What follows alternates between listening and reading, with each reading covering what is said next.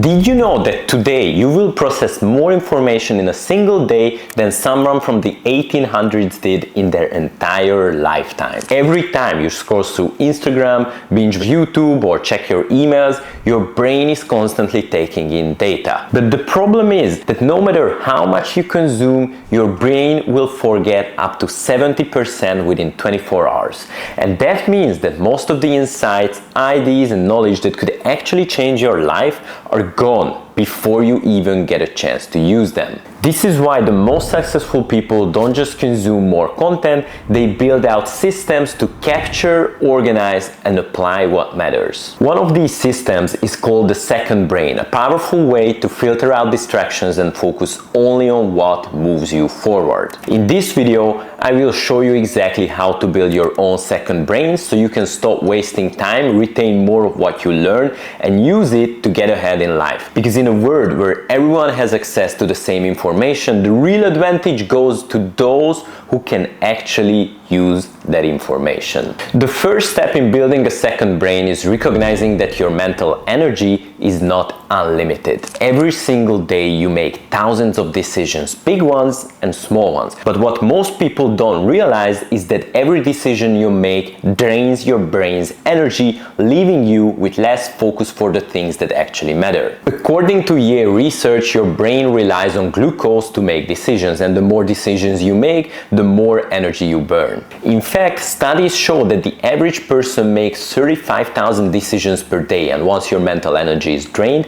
the quality of your decisions starts to drop. This can be perfectly explained by the hungry judge effect. In a study of the Israeli court system, researchers found that judges were far more likely to give favorable rulings in the morning, but as the day went on and their decision fatigue built up, their approval rates dropped to nearly zero. Not because the cases were different, but because their mental energy was depleted. And the same thing applies to you every single day. Your brain treats every decision as equally important, whether you're deciding what to wear, what to eat, or how to tackle a major work project. By the afternoon, you are mentally drained, and suddenly even simple tasks feel overwhelming. So how do you fix this? The answer is choice architecture, separating critical decisions from low priority ones. Billionaires like Mark Zuckerberg use this concept to minimize their unnecessary choices. That's why he wears the same outfit every single day. It's one less decision to make, leaving his brain free for the more important things. So here's how you can apply this in your own life.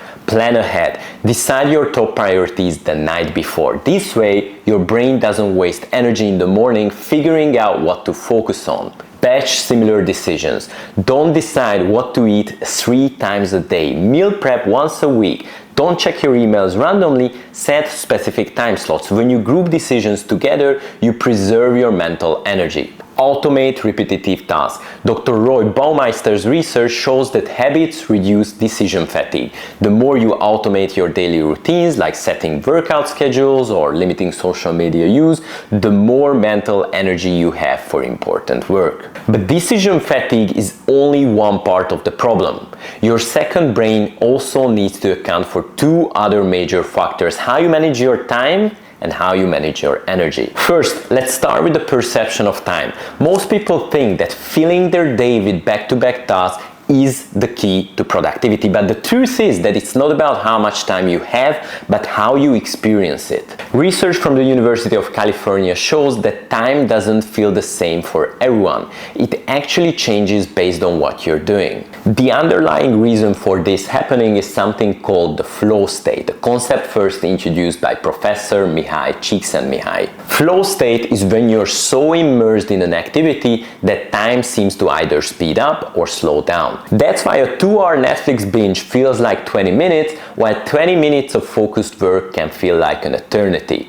This is what separates the top 1% from everyone else. Take Magnus Carlsen, for example, the youngest chess grandmaster in history at age 13. He didn't become great by memorizing more moves than everybody else. He mastered deep focus, allowing him to see patterns that others have missed. But achieving this level of focus is becoming harder than ever. Our attention attention spans are now shorter than a goldfish thanks to endless notifications, quick dopamine hits, and the constant urge to multitask. But the good news is that all the damage that we've done to our attention spans can be reversed if we use the same techniques that Navy SEALs and world-class violinists rely on. Here's how you can do it as well. Use box breathing. This technique used by Navy SEALs involves inhaling for 4 seconds, holding for 4, exhaling for 4, and pausing for 4.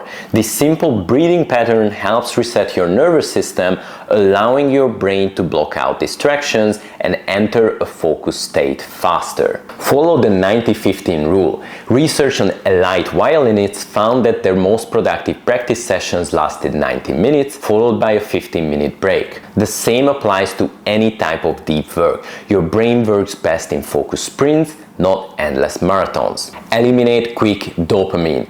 Every time you check your social media, your brain gets a small dopamine hit which reduces your ability to focus. The fix is to remove unnecessary notifications, set app limits, and avoid screen time first thing in the morning. By using these strategies, you will start experiencing time differently. Less rushing, less stress, and more control over your most productive hours. But your second brain is not just about managing time, it's also about managing your energy, which determines how effectively you can use those hours. And that's exactly what we're going to cover in the next section. While mastering flow state is powerful, it's only part of the equation. The other part is understanding your cognitive energy cycles. Your brain is not a computer that runs at consistent performance all day. It operates on precise biological rhythms that determine exactly when you're capable of your best work. Many books like The Productivity Project or Exclusive Stamina also confirm that all high achievers also take advantage of these rhythms to prioritize work with respect to their energy. Take Michael Phelps for example. His coach Bob Bowen revealed that Phelps didn't just train harder than everyone else. He trained during his peak cognitive hours and recovered strategically. That's how he was able to achieve in 5 hours what others took 10. Even Thomas Edison, known for his insane work ethic, followed these natural rhythms. His biographer Walter Isaacson discovered that Edison did his most difficult work during his high energy hours in the morning. That's when he made his biggest breakthroughs, including the invention of the light bulb filament after thousands of failed attempts. This rhythm was later coined by neuroscientists as the Ultradian rhythm. It's a 90-minute cycle where your brain naturally oscillates between peak performance and recovery. Dr. Nathan Kleitman at the University of Chicago discovered that even during wakefulness, your brain follows these natural cycles. During the peak, your focus, creativity, and problem-solving abilities can be more effective.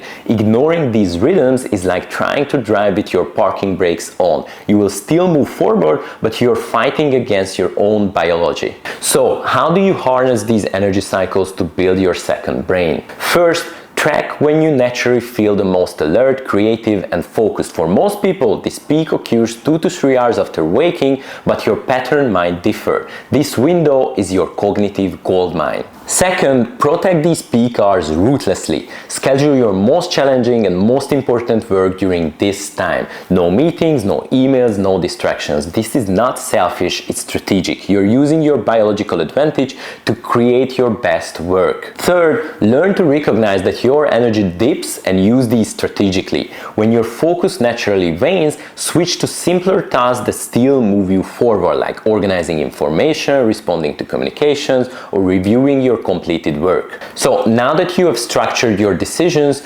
mastered your focus, and aligned your work with your energy cycles, there is one final challenge: making sure that this system actually lasts. Because let's be honest, most productivity systems don't fail because they don't work. They fail because people abandon them after just a few weeks. For decades, it was believed that habits take 21 days to form, but this was based on a misinterpretation of a plastic surgeon's observations in the 1950s. The actual research conducted by University College London found that it takes an average of 66 days to form a new habit, and in some cases over 250 days for it to become automatic. This explains why most people quit too soon. They expect results too fast. It's like going to the gym for a week and expecting a complete transformation. The key is not not trying harder, it's designing triggers that automate the behavior. Take Maya Angelou, one of the most prolific writers of the 20th century. She didn't rely on motivation or inspiration to write.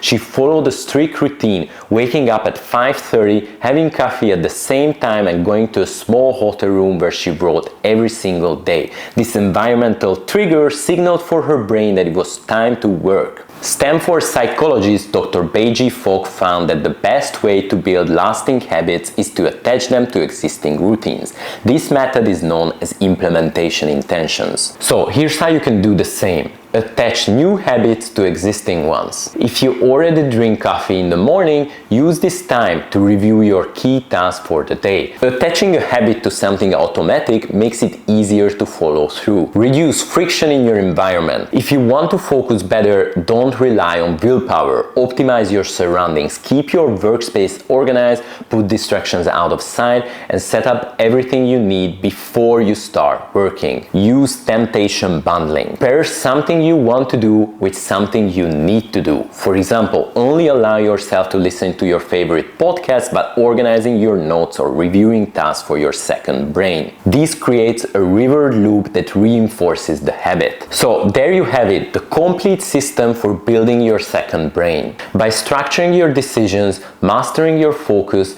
aligning with your energy cycles and creating psychological triggers, you are setting yourself up for long-term success without relying on motivation alone. So here's a quick recap. Reduce decision fatigue by planning ahead and automating small choices. Maximize your focus using flow state techniques like box breathing and the 90-15 rule. Align your work with your ultradian rhythms to optimize your energy, and use psychological triggers to make these habits stick for good. If this video helped you, hit that subscribe button and turn on notifications so you don't miss the next video on performance optimization. And let me know in the comments which part of the second brain system you're going to implement first. Remember, you don't have to do everything at once. Even implementing just one of these principles can completely change your productivity and focus. Make sure you get started, and I'll see you in the next one.